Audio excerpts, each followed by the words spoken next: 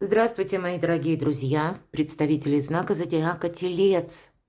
Второй прогноз. Июль 2025 года. События на пороге. Знаки судьбы.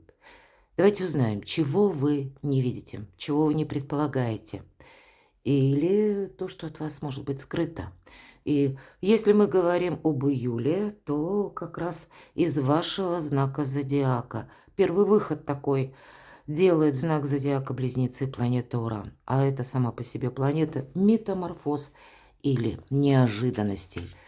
Давайте допустим, что мы не все знаем, не все еще пока можем как лицезреть, да, наяву, но те процессы, механизмы, которые не от нас зависят, а может быть от сильных мира сего, да, или как какая-то тоже реальность, но мы ее видим как-то однобоко. Одним словом, допустить, что мы не всегда бываем правы. Вот это хорошее качество нам и даст возможность увидеть, рассмотреть какие-то альтернативные варианты, потому что на самом деле не то, что кто-то там от нас что-либо скрывает, а это часто мы именно чего-то не замечаем. Так вот, чего же вы не видите, мои дорогие тельцы? Давайте достанем такую карту. У нас сегодня две колоды. И первая колода – это у нас цыганский оракул Сибила, а вторая – 78 дверей. Открыты, закрыты двери. Какие ключи, чтобы они были открыты? Чего вы не видите? События на пороге.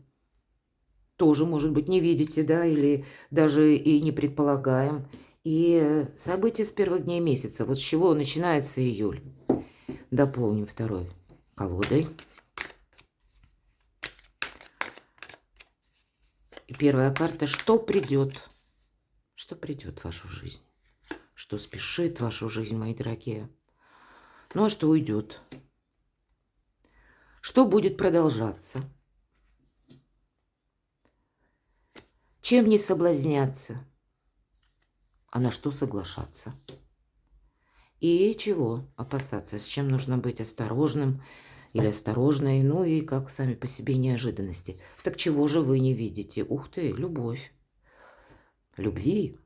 Ну, может быть, это телец занят работой. И, может быть, вообще никакой истории любви нет. И я такое допускаю. Все же мы все разные. Но, видимо, тогда дважды, я бы сказала, для тех, кто углубился в решение каких-то очень важных задач, хлеба насущного, или, может быть, вопросы дома, вопросы семьи, даже вопросы семьи, если вы человек семейный. Но, видимо, материализм или вот этот хлеб насущный, это все хорошо, но не хлебом, опять же, единым. И поэтому, ну, сфера чувств явно, она требует вашего внимания. Вы могли себя попросту оставить это на потом. Или сказать, я сначала решу вот эти вопросы, а потом я буду заниматься чем-то другим. Хотя я могу допустить и обратное. Мы в восторженном состоянии. В этой колоде здесь нет карты страсти как таковой. Тут немножко другое значение, я должна сказать, значение которые были первоначально, кстати, изображения тоже, поэтому так немного могут шокировать, но тем не менее нам карта говорит о том, что переложим это на нашу реальность, как альтернативный вариант. Здесь нам Амур изображен, ангелочек. Так вот этот ангелочек говорит еще и о том, что это вы можете быть, мои дорогие тельцы, словно во власти, знаете, каких-то сильных эмоций. И это тоже как розовые очки, замыленные глаза.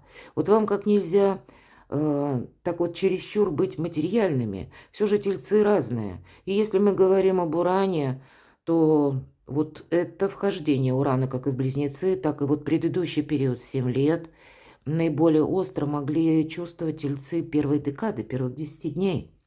Или буквально первых 5 даже где-то дней с момента рождения. И задачи разные, вопросы разные, жизнь разная. Ну и что объединяет общий знак зодиака. А тем не менее, у каждого своя судьба. С чем это связано, хочется спросить. Вот смотрите, у кого-то будет какая-то болезненная ситуация именно по любви. Может быть, у кого-то расставание. Или человек, ну, он был в вашей жизни или присутствовал очень долго, а потом складывается таким образом, что Нет его в вашей жизни по разным причинам. Меня смотрят люди из разных стран.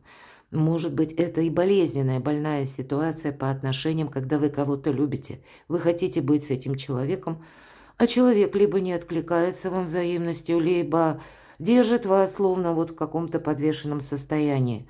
Может быть, в принципе, какая-то болезненная любовь, опять же, как больная ситуация. Одним словом, вам пора выздороветь.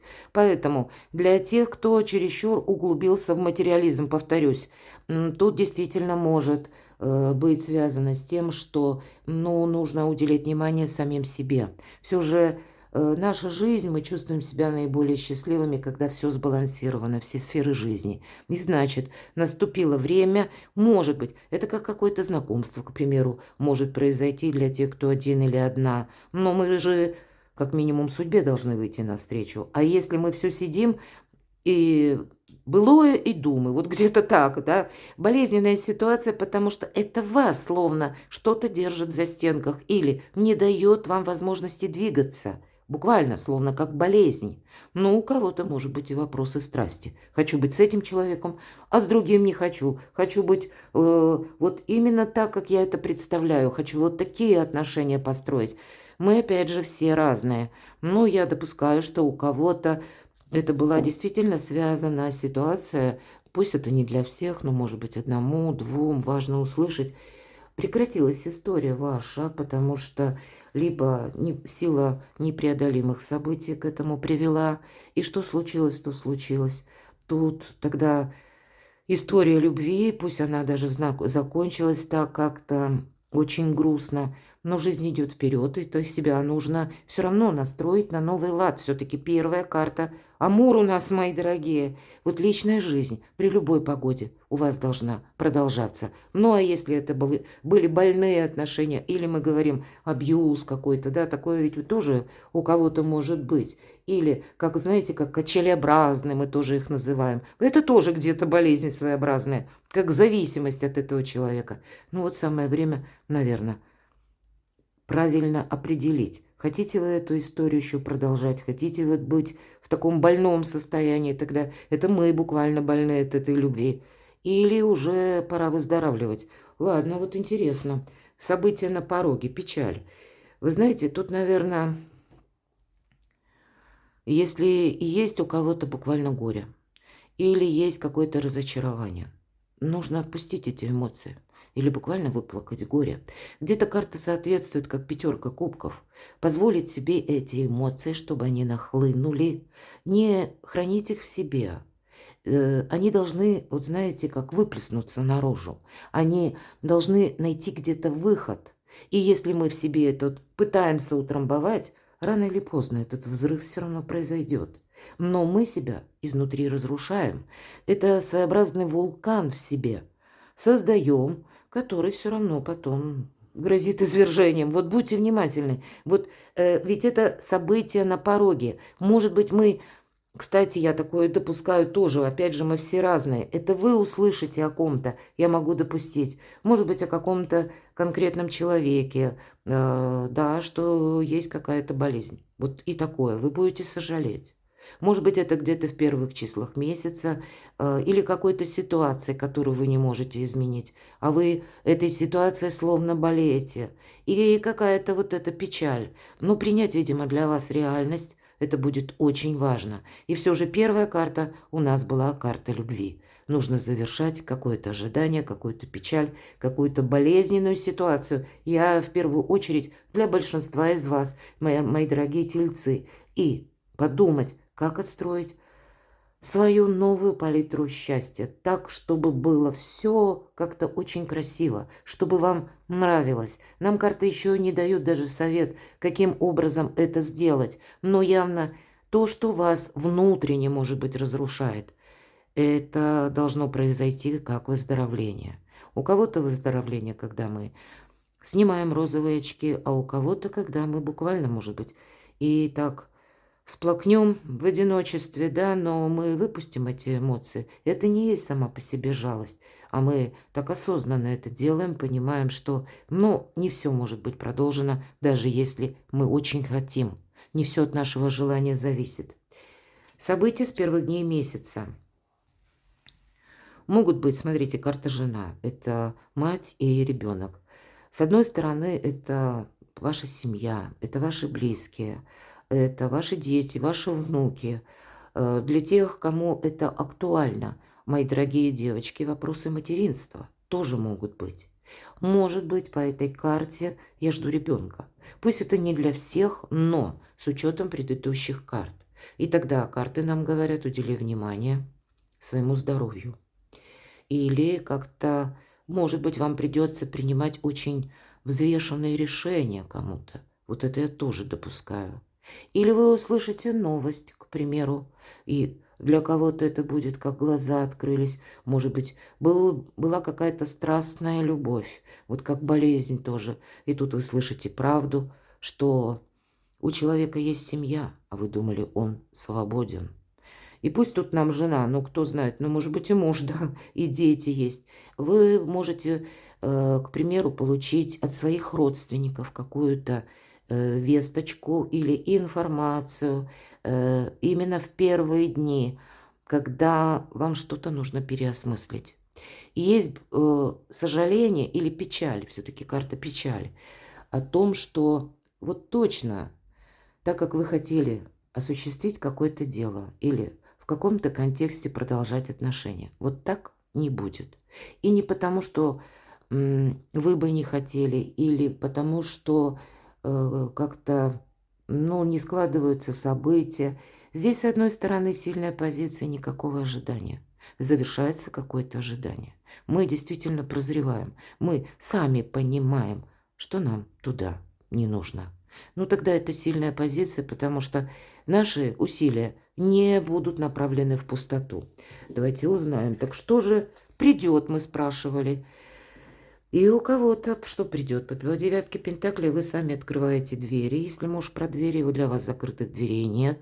Девятка пентаклей – это карта самодостаточности, получения денег, построения дохода, может быть, нового, какой-то новой финансовой стратегии, тактики. Вы можете что-то и изучать при увеличении вашей популярности. Но все то, что касается финансов, это правда. Финансы приходят.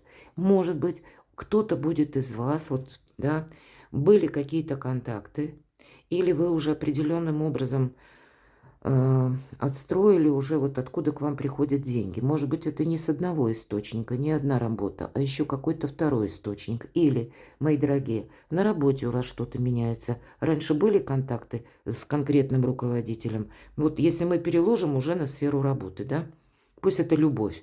Ну, любовь не любовь, но, может быть, дружба была вот такая искренняя именно с руководителем или с кем-то из вышестоящих лиц.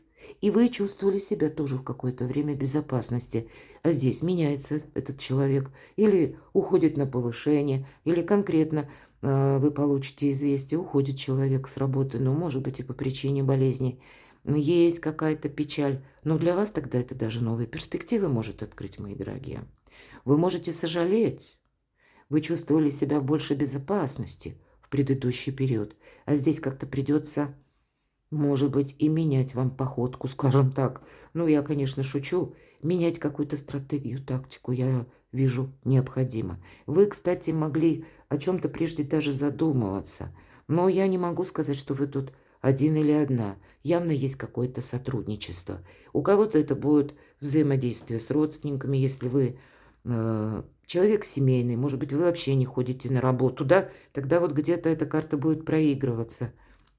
Ну, а для тех, кто ставит для себя далеко идущие планы, все-таки есть, мои дорогие тельцы, те двери, которые стоит открыть. И открывайте вы. Финансовый успех, финансовый достаток. Что же уйдет?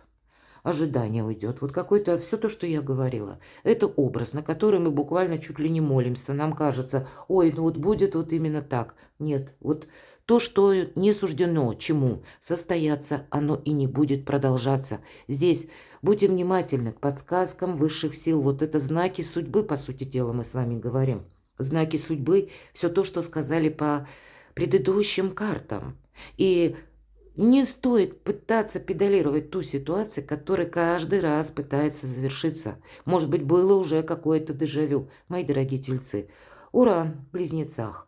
вам самим захочется больше ясности, понимания и завершить какое-то бесплодное ожидание, может быть, по части и личной жизни. Ну, а у кого-то правильную рокировку по части работы или откуда к вам приходят деньги. Что будет продолжаться?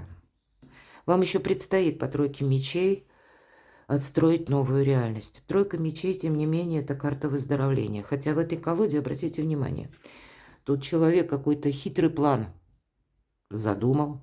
Кукла, Вуду, иглы. Но дверь-то открыта, тут буквально арка, тут и двери-то как таковой нет. И вот представьте, это вот то глубокое сожаление наше, когда мы с чем-то не согласны. Может быть, кто-то вас подвел. Настолько подвел, вы не ожидали такого предательства. Вы не ожидали такой неправды. Вы не ожидали какого-то легкомыслия, может быть, со стороны конкретного человека, потому что сами вы доверяли этому человеку. Вот тогда именно мы и сталкиваемся с этой картой. Но это, скорее всего, ведь ситуация не нынешнего дня. Здесь, если и может что-то, то повторится. Явно это какая-то старая, замшелая, застарелая ситуация или какие-то вторичные грабли, куда мы могли попасть, и где-то мы себе дали замылить глаза. Хотя явно знали, что-то предполагали, но все равно эта карта говорит о том, что словно вот эту портьеру нужно откинуть, и наступило время для нас выйти вот из этой темноты. Не думать, не замышлять какой-то хитрый план, может быть и так, а именно перейти в какую-то реальную плоскость. Но не ждать того, кто не придет, не надеяться на то, что кто-то откликнется, мои дорогие, или у кого-то совесть проснется. Да не проснется там ничего, мы ведь сами можем застрять надолго. А карта говорит: нет, завершай. Вот какую-то больную, опять же, ситуацию. Ведь это больная ситуация.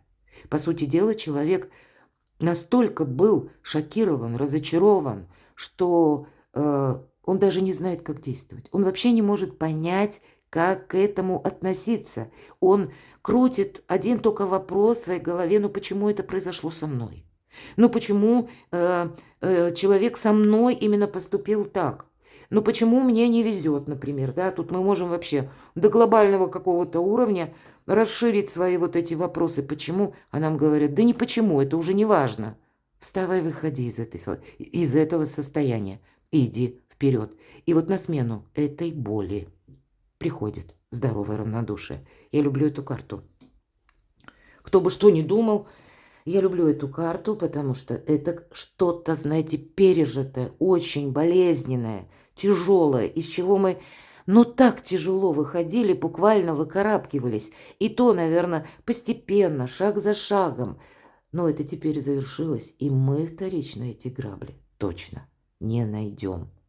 Не замылить нам глаза, не одеть розовые очки, не купить нас на какую-то лесть, не разрушить нас какими-то обидными словами, вообще ничего. Вот вам, мои дорогие тельцы, либо в отношении чего-то, или в отношении кого-то, или в отношении даже пусть какого-то конкретного дела, темы, которую вы считали прежде перспективным, вы в этом видели, ну, какой-то определенный прогресс. Вот, видимо, с первых дней месяца, если мы сказали, да, события, чего вы не видите.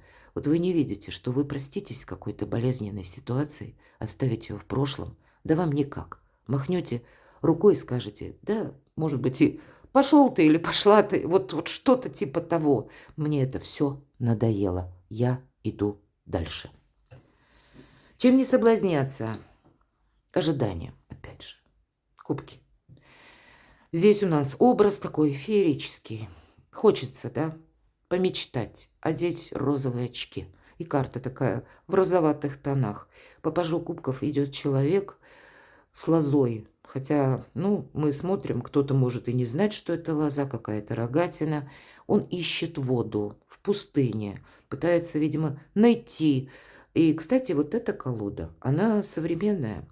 И в наше современное время 1001 способ найти воду, ну, наверное, уже и добыть эту воду, и поставить сооружение, и успеть помыться под душем или принять ванну. Но нет, это карта людей, которые убивают время, которые идут сами не знают куда и сами не знают зачем.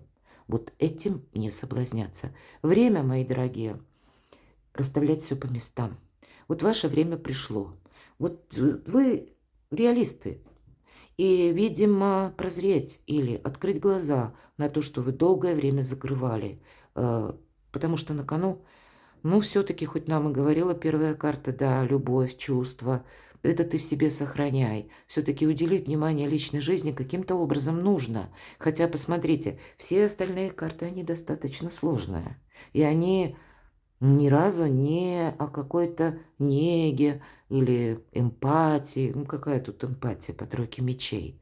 Тут вот если мы говорим не совсем материализм, а тут конкретно денежный вопрос, но, может быть, в некоторых темах, которые касаются именно денег, и надо быть реалистом, да, но не совсем застрять вот в этой прагматике.